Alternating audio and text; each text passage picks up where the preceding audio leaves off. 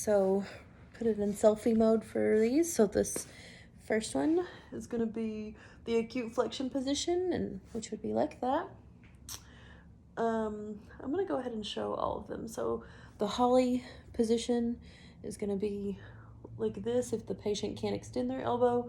And then the last one, the coil lateral views, would be the patient is like this, and then they do that. And so for the elbow acute flexion position, the patient's going to be seated with the elbow flexed and the forearm's going to be resting on the image receptor. The central ray is going to be directed perpendicular to the humerus, approximately 2 inches superior to the olecranon process, and through the center of the receptor space. It's going to show the forearm, the humerus, and it should be superimposed with no rotation. So, yeah, like that.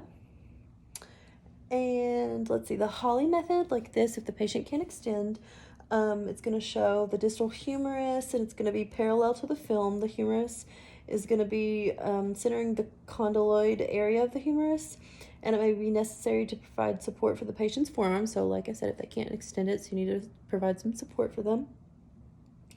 And it's going to show the A to B projection of the distal humerus and the proximal radius and the ulna in 2 separate exposures. And then the coil lateral views, one's, let's see, one is like that and one is like that.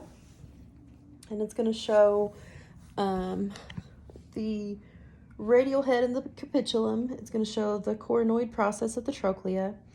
And so again, like I was just showing, the patient is going to be seated with the elbow flexed 90 degrees.